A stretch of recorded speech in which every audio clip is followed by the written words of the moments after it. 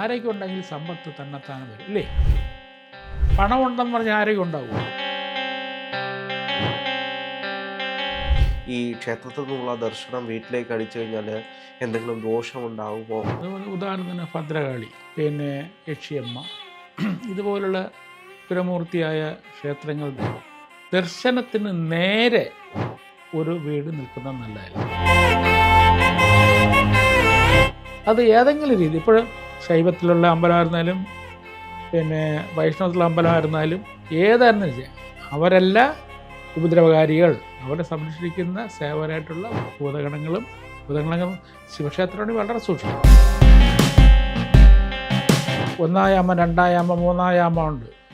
3-ാം യാമം എല്ലാം കഴിയുമ്പോഴാണെങ്കിൽ ഇതെല്ലാം തിരിച്ച് അന്തം പട്ട് ഇതെല്ലാം തിരിച്ച് കയറിക്കൊള്ളുന്ന സങ്കല്പം ഇത് ക്ഷേത്രത്തിനുള്ളിൽ കയറും. ഈ പ്രേതാലയങ്ങൾ എന്ന് പറഞ്ഞ് ഇന്ന് മാറ്റി നിർത്തുന്ന പല വീടുകളും നോക്കിക്കഴിഞ്ഞാൽ വാസ്തുശാസ്ത്രപരമായിട്ട് എന്തെങ്കിലും വിഷയങ്ങൾ ഉണ്ടാകുന്നതുകൊണ്ടാണോ ഈ വീടുകളൊക്കെ പ്രേതാലയമാണ്? നെഗറ്റീവ് എനർജി അങ്ങനെ പ്രേതാലയം മറ്റുള്ള കാര്യത്തിലല്ല. പോസിറ്റീവ് തരംഗങ്ങളും നെഗറ്റീവ് തരംഗങ്ങൾ. ഈ ഒരു മുറി തന്നെ ഇരിക്കുന്നുണ്ട്, രണ്ടും വേണം.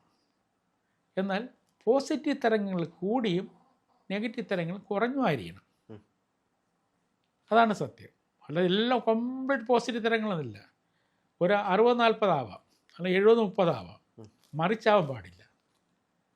അപ്പോൾ എപ്പോഴും തന്നെ ഉദാഹരണം, ഒരു വീട്ടിൽ നമ്മളൊരു പ്രധാനപ്പെട്ട വാതിൽ തുറന്നിട്ട് അതിന് നേരെ കുറച്ചുകൂടെ മാറി കഴിയുമ്പോൾ നല്ല കാറ്റിങ്ങനെ അടിച്ച്, ആ കാറ്റടിച്ച് നേരെ അടുത്ത വാതിൽ നേരെ അങ്ങ് പുറത്തേക്ക് പോവുകയാണ്. അങ്ങനെ ഒരാൾ, ഉദാഹരണം പറയാണ്, നല്ല സുഖമായിട്ടിരുന്ന് അങ്ങ് ഉറങ്ങും. എന്താണ്? നിന്ന ഊർജം വന്ന ഊർജം തള്ളി പുറത്താക്കുകയാണ്.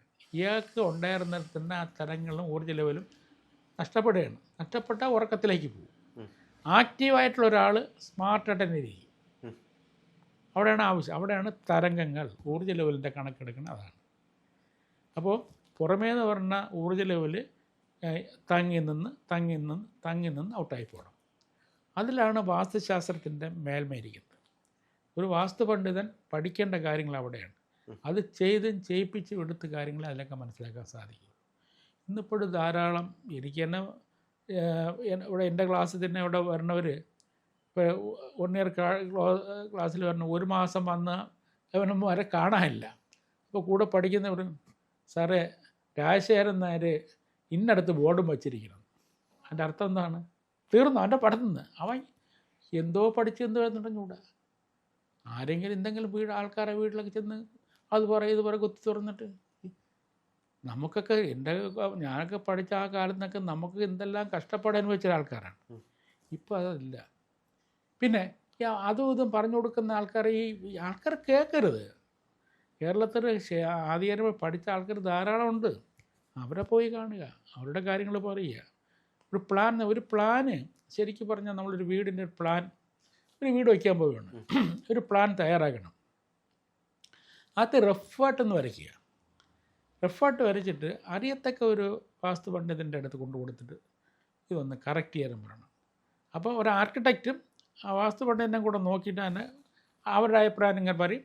ആർക്കിടെക്റ്റ് എല്ലാം ഡിസൈൻ ചെയ്തിട്ട് അതിനെ കൊടുത്ത് ഫൈനൽ ചെയ്ത് വീട് വയ്ക്കണം. എല്ലാം വേണം. അപ്പോൾ അതാണ് ഏറ്റവും കൂടുതൽ ചെയ്യേണ്ടത്. അല്ല ഒരു വഴി.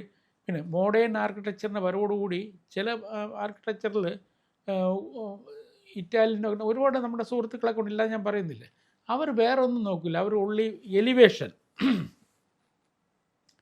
എൻ്റെ വീടിൻ്റെ എലിവേഷൻ വേറെ ഒരു വീടിന് വരാൻ പാടില്ല. അവിടെ വാസ്തുവിനൊന്നും അവർ വേറെ ഒരു ഇതും കാണിക്കില്ല. എന്താണ് പ്രാപഞ്ച ഊർജ്ജം എന്ന് ചോദിച്ചാൽ അമ്മമാർ കൈമലത്തേ ഉള്ളൂ. അങ്ങനെയുള്ള വീട്ടിലൊക്കെ കാണാൻ ഷോ മാത്രമേ കാണുകയുള്ളൂ. അതിനകത്ത് താമസിക്കുന്ന അസ്വസ്ഥരായിരിക്കും, ചൂടായിരിക്കും. അപ്പോൾ അവർ പറയും ഞങ്ങൾ സെൻട്രലൈസ്ഡ് AC ആണ് ഇടുന്നത്. സെൻട്രലൈസ്ഡ് AC ഇട്ടിരുന്നാലും അതിട്ടിരുന്നാലും വീടിൻ്റെ സന്തുലനാവസ്ഥ എന്ന് പറഞ്ഞൊരു പ്രത്യേകതയാണ്. നമുക്കൊരു വീട്ടിനകത്ത് കയറുമ്പോൾ ഒരു ഐശ്വര്യം. നിങ്ങളിപ്പോൾ എത്രയോ ക്ഷേത്രത്തിനകത്ത് പോവില്ലേ? ഉണ്ടല്ലോ. എല്ലാ ക്ഷേത്രത്തിലും ഒരുപോലെ അല്ലല്ലോ. അല്ല. ചില ക്ഷേത്രത്തിൽ പോകുമ്പോൾ നമുക്ക് വല്ലാത്തൊരു അനുഭൂതി അനുഭവിക്കില്ലേ? അവിടെയാണ് എൻ്റെ പവർ. ഒരു വീട്ടിൽ തന്നെ പോകുന്നു, ഒരു വീട്ടിൽ പോകുമ്പോൾ ചില വീട്ടിൽ പോകുമ്പോൾ അവിടെ ഇരിക്കാനും സംസാരിക്കാനും എന്ന ഒരു അതെന്താ? അവിടെയാണ് എനർജി കൂടുതലുള്ളത്. അപ്പോൾ അങ്ങനെയൊക്കെ ആ രീതിയിലെടുത്താണ് നമുക്കൊരു വീട് ക്രമീകരിക്കേണ്ടത്, മുറികൾ ചെയ്യേണ്ടത്. അമിതമായിട്ട് വലിയ ഇപ്പോൾ വന്ന് ഇപ്പോൾ ബെഡ്റൂമിൻ്റെ സൈസിലൊക്കെ ഭയങ്കരമാണ്, നിങ്ങൾ ഉദ്ദേശിക്കുന്ന രീതിയല്ല. എൻ്റെ അടുത്ത് ഇവിടെ ധാരാളം പ്ലാൻ വരുന്നതാണ്. കേരളത്തിൽ അങ്ങോളം ഇങ്ങോളം പ്ലാൻ എല്ലാം ഇവിടെ കൊണ്ടുവന്ന് അവർ കൊണ്ട് തിരുത്തിക്കൊണ്ടു. ഞാൻ അപ്പോൾ ചിലപ്പോൾ ചോദിക്കും, നിങ്ങൾക്ക് എന്തിനാണ് 24x18 size bedroom? 24x18 side bedroom വെച്ചാൽ പണ്ടത്തെ ഹാളല്ലേ അല്ലേ? അങ്ങനെയുള്ള ഇതൊക്കെയാണ് ഇപ്പോഴത്തെ ബെഡ്റൂമായിട്ട് മാറ്റുന്നത്. 3500 4000 സ്ക്വയർ ഫീറ്റൊക്കെയാണ്. ഇതൊക്കെ പൈസ ഉള്ളവരാണ്. അങ്ങനെയെങ്കിലും ഞാൻ അവരുടെ ആരോഗ്യത്തെ പരിപാലിച്ച് പറയും, നിങ്ങൾക്കിത് ചെയ്തോ ഇല്ലയെന്ന് പറയുന്നില്ല, എങ്കിലും നിങ്ങളുടെ കിടപ്പ് മുറിക്കൊക്കെ ഒരളവുകളുണ്ട്, ആ അളവിൽ ചെയ്താൽ നിങ്ങൾക്ക് സുഖപ്രദമായ അന്തരീക്ഷത്തിൽ ഉറക്കവും ആരോഗ്യവും നിലനിൽക്കുമെന്ന് പറയും. ഈ എപ്പോഴും തന്നെ കിടന്നുറങ്ങുന്ന തല വെച്ച് കിടക്കേണ്ടത് എങ്ങോട്ടാണ്? കിഴക്കോട്ടായിരിക്കും, അല്ലെങ്കിൽ തെക്കുവശത്തെ. നമുക്ക് ഈ പറഞ്ഞ കിഴക്കെന്ന് പറഞ്ഞാൽ ഒരിക്കലും എനിക്ക് തെറ്റെന്ന് പറയാൻ പറ്റില്ല. എന്നാലും കുറച്ചുകൂടെ നല്ലത് തെക്കാണ്, സൗത്ത്, ദക്ഷിണ ധ്രുവം. അപ്പോൾ ദക്ഷിണ ധ്രുവത്തിൻ്റെ കാന്തി വരെ നമ്മുടെ ഹെഡിൽ ബന്ധപ്പെട്ട് പോകണതാണ് നല്ലത്. അവിടെ ആക്റ്റീവായിരിക്കും, രാവിലെ ഉറക്കൊഴിക്കാനും പിന്നെ സ്മാർട്ടായിരിക്കും. കുറച്ചുകൂടെ വലത്തോട്ട് ചിരിഞ്ഞ് കഴിക്കുക. അപ്പോൾ തെക്കോട്ട് തല വെച്ച് കിടക്കുന്ന ഒന്നാം സ്ഥാനം തന്നെയാണ്. രണ്ടാം സ്ഥാനം കിഴക്ക് തന്നെയാണ്. പിന്നെ കിഴക്കാണ് ഒന്നാം സ്ഥാനം എന്ന് പറഞ്ഞാൽ ഞാൻ തർക്കിക്കാൻ പോകാറില്ല. പക്ഷേ എൻ്റെ എൻ്റെ അനുഭവം എന്ന് പറയുന്നത് തെക്ക് തന്നെയാണ്. തെക്ക് ഒരുപാട് ആൾക്കാർക്ക് ഭയപ്പെടുത്തി, അയ്യോ സാറേ അത് മരിച്ചു കഴിഞ്ഞാൽ ആൾക്കാരെ കിടത്തുന്നത് തെക്കോട്ടല്ലേ, തല വെച്ച് കിടത്തലില്ലേ? അയ്യോ അത് എന്താണ് പണ്ടത്തെ ഒരു അന്ധവിശ്വാസം. അത് തെക്ക് യമദിക്കല്ലേ, കാലൻ്റെ വഴി. അപ്പോൾ അവിടെ അന്ധവിശ്വാസം കയറിയിരിക്കുകയാണ്. അവിടെ സയൻസിൻ്റെ സബ്ജക്റ്റിനെ മാറ്റി വയ്ക്കുകയാണ്. അത് ദക്ഷിണ ധ്രുവമാണെന്ന് മനസ്സിലാക്കുന്നില്ല. ദക്ഷിണ ധ്രുവം ഉത്തര ധ്രുവം എന്നുള്ള ആ കണക്ക് അവർ മനസ്സിലാക്കുന്നില്ല. അപ്പോൾ ഇങ്ങനെ ഒരുപാട് അന്ധവിശ്വാസങ്ങൾ ഇതിനകത്ത് കയറിയിട്ടുണ്ട്. നമ്മളെപ്പോഴും തന്നെ വാസ്തുശാസ്ത്രം ശരിക്ക് നിലകൊള്ളുന്നത് ആരോഗ്യപരമായ കാര്യങ്ങൾ കൂടെയാണ് നിൽക്കുന്നത്. ഒരു മനുഷ്യൻ്റെ വീട്ടിൽ കയറി താമസിച്ചാൽ അവന് ആരോഗ്യം കിട്ടണം. ആരോഗ്യം ഉണ്ടെങ്കിൽ സമ്പത്ത് തന്നെത്താനെ വരും ഇല്ലേ? പണം ഉണ്ടെന്ന് പറഞ്ഞാൽ ആരോഗ്യം ഉണ്ടാകുമോ? ഇല്ല. എന്നാൽ ആരോഗ്യം ഉണ്ടായാൽ പണം ഉണ്ടാകാം ഇല്ലേ? അപ്പോൾ ഇങ്ങനെ ഒരുപാട് കാര്യങ്ങൾ ഇതിനകത്തുണ്ട്. നമ്മളിപ്പോഴും തന്നെ ഒരു യാത്രാവേള എന്ന് വിളിക്കുന്നത്, നമുക്ക് ധാരാളം സമ്പത്തുണ്ട്, കണ്ടമാനം സമ്പത്ത്, എന്ത് ചിലവാക്കാമെന്നുണ്ട്. പക്ഷേ ഇപ്പോഴത്തെ രീതിയിലുള്ള ചില ആൾക്കാർക്ക് പറഞ്ഞറിയിക്കാൻ വയ്യാത്ത അസുഖങ്ങളാണ്. ഡയബറ്റീസ് പോയിട്ട് ഇപ്പോഴൊരു കേരളത്തിൽ 60% അതിനോട് പ്രഷറും മറ്റും കാര്യം. നമുക്ക് എല്ലാവരും നല്ല ആഹാരങ്ങൾ കഴിക്കുമ്പോൾ നമുക്ക് വണ്ടിക്കകത്ത് മിണ്ടാതിരിക്കേണ്ടി വരും. അനുഭവങ്ങളല്ലേ, ഒരുപാട് അനുഭവങ്ങളാണ്. അപ്പം ഞാൻ അതാ പറയുന്നത്, നമ്മുടെ ആരോഗ്യത്തിനാണ് മുൻഗണന കൊടുക്കേണ്ടത്. വാസ്തുശാസ്ത്രം പറയുന്നത് തന്നെ ആരോഗ്യത്തിന് മുൻഗണന കൊടുക്കേണ്ടത്. രണ്ടാം സ്ഥാനം എലിവേഷൻ കൊടുത്താൽ മതി. ആരോഗ്യപരമായ ഒരു നിലപാടിൽ കൂടെ ഒരു വീട് ക്രമീകരിക്കുന്നതാണ് ഏറ്റവും നല്ലത്. സർ, ഇപ്പോൾ അതേപോലെ തന്നെ ഇപ്പോൾ ഈ ക്ഷേത്രവാസ്തുവിലേക്ക് തിരികെ വരികയാണെങ്കിൽ, ഈ ചില ക്ഷേത്രങ്ങളുടെ അടുത്തുള്ള വീടുകൾ ഇവർ പലപ്പോഴും ഭയപ്പെട്ടിട്ടാണ് ജീവിക്കുന്നത്. ഈ ക്ഷേത്രത്തിൽ നിന്നുള്ള ദർശനം വീട്ടിലേക്ക് അടിച്ചു കഴിഞ്ഞാൽ എന്തെങ്കിലും ദോഷമുണ്ടാകുമോ, ക്ഷേത്രത്തിനോടൊപ്പം അടുത്തിരിക്കുന്ന വീടുകൾ, അങ്ങനെ ഭയപ്പെടുന്ന ഒരുപാട് ആളുകളുണ്ട്. അതിൻ്റെ എനർജി ബാധിക്കുമോ എന്നുള്ള കാര്യങ്ങളൊക്കെ അതെങ്ങനെയാണ് ബാധിക്കുന്നത്? അതായത് ശാന്തരൂപിണി ആയ അമ്പലം അല്ലെങ്കിൽ ശാന്തരൂപനായ ക്ഷേത്രം, ഉഗ്രരൂപിണിയായ ക്ഷേത്രം, അതുപോലെ ഉദാഹരണത്തിന് ഭദ്രകാളി, പിന്നെ യക്ഷിയമ്മ, ഇതുപോലുള്ള ഉഗ്രമൂർത്തിയായ ക്ഷേത്രങ്ങളുടെ ദർശനത്തിന് നേരെ ഒരു വീട് നിൽക്കുന്നത് നല്ലതല്ല. മനസ്സിലായല്ലോ? നേരെ ക്ഷേത്രത്തിൻ്റെ നടയ്ക്ക് നേരെ ഒരു വീട്, അതായത് 50 മീറ്ററെങ്കിലും അകലെ വേണമെന്നർത്ഥം. 50 മീറ്ററാണ് പറയുന്നത്. എന്നാൽ ഇതിനിടയ്ക്കുണ്ട് ഒരു പാസേജ്, വഴി, പബ്ലിക് ബേ ക്ഷേത്രത്തിൻ്റെ ഫ്രണ്ടിലുണ്ടെങ്കിൽ ഇതിൽ പകുതി ഇത് കുറയുന്നർത്ഥം. ചില സ്ഥലങ്ങളിൽ അങ്ങനെയില്ല. ആ ഭാഗത്തേക്ക് വഴിയൊന്നും കാണണമെങ്കിൽ തൊട്ടടുത്ത് തന്നെ ഈ അതിനോട് ചേർന്ന് തന്നെ അവർക്കൊരു സ്ഥലമുണ്ടായിരിക്കും. ആ സ്ഥലത്തിനോട് ചേർന്നൊരു വീടും വച്ചിരിക്കും. അങ്ങനെ വയ്ക്കുമ്പോൾ നേരെ ദർശനം വേണ്ട. കാരണം ഒരു ക്ഷേത്രം ഒരുപാട് ഉപപ്രതിഷ്ഠ വരും. ഈ ഉപപ്രതിഷ്ഠകളെല്ലാം തന്നെ നമുക്കൊരു പോസിറ്റീവ് അല്ല. ഒരു ദേവനോ ദേവിയോ ആരും തന്നെ ഒരു വീട്ടിലും ചെന്ന് അവരെ ആരും ചെന്ന് ആക്രമിക്കുകയില്ല. പിന്നെ എന്താണ് കുഴപ്പമെന്ന് വെച്ചിരുന്നാൽ, ആദ്യത്തെ ദീപാരാധന രണ്ടാമത്തെ ദീപാരാധനയെല്ലാം കഴിഞ്ഞ് വരുമ്പോൾ ഇവരെ പിന്നെ രണ്ടാം ദീപം നടയെല്ലാം അടച്ചു കഴിഞ്ഞാൽ ഇവരെ സംരക്ഷിക്കുന്ന ഭൂതഗണങ്ങൾ നെഗറ്റീവ് തരംഗങ്ങൾ ആവാഹിച്ച് വെച്ചിട്ടുള്ള അവരുടെ സേവകരായിട്ടുള്ള ആൾക്കാർ പുറത്താകും. അപ്പോൾ തൊട്ട് ചേർന്നിരിക്കുന്ന മാലിന്യപ്പുറമൊക്കെ അവരെ വികാരങ്ങളാണ്. അവിടെയാണ് കുഴപ്പം. അതുകൊണ്ടാണ് പറഞ്ഞത് ക്ഷേത്രത്തിൻ്റെ തൊട്ടടുത്ത് തന്നെ ഒരു വീട് ചേർന്ന് നിൽക്കുന്ന ഒരിക്കലും നല്ലതല്ല.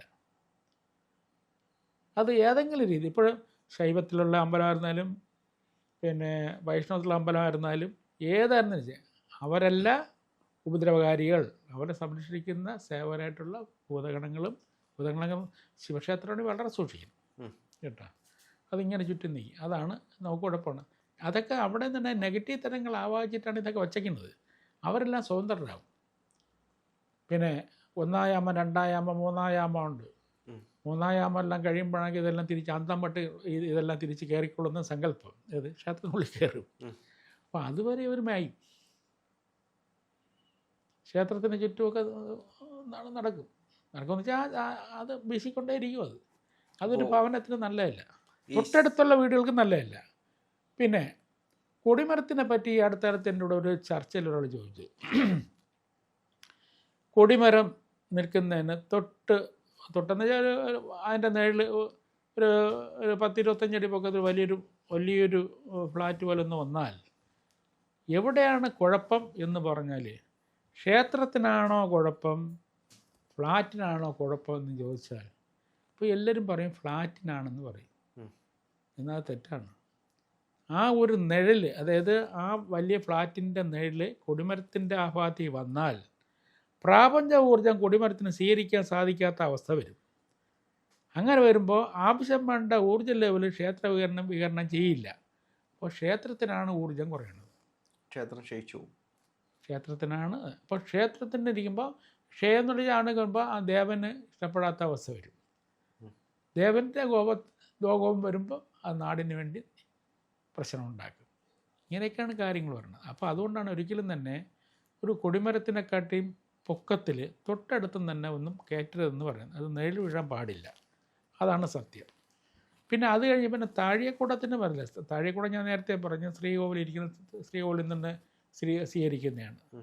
അപ്പോൾ ഇതൊക്കെ തന്നെ ഓരോ ക്ഷേത്രത്തിൻ്റെ ആരാധന കാര്യങ്ങളും എല്ലാം തന്നെ കൃത്യമായിട്ട് പരിപാലിക്കേണ്ടത് തന്നെയാണ്. പണ്ട് കാലത്ത് ഉണ്ടാക്കി വെച്ച ഒരുപാട് കാര്യങ്ങൾ സത്യമാണ്. പിന്നെ എല്ലാ കാര്യവും സത്യം ഞാൻ പറയുന്നില്ല. ഒരു പിന്നെ ഒരാളുടെ കാഴ്ചപ്പാടിൽ കണ്ട കാര്യങ്ങളായിരിക്കും ചിലത്, അല്ലേ? അങ്ങനെ ആയിരിക്കും അദ്ദേഹം ഗ്രന്ഥങ്ങളെ കുറിച്ച് വെച്ചത്. പക്ഷേ അത് കഴിഞ്ഞ് ഇപ്പോഴത്തെ ആധുനിക രീതിയിൽ വന്നപ്പോൾ ഇത്രയും അതിനെക്കാട്ടി ബുദ്ധിമാനമായ ആൾക്കാരുണ്ട്.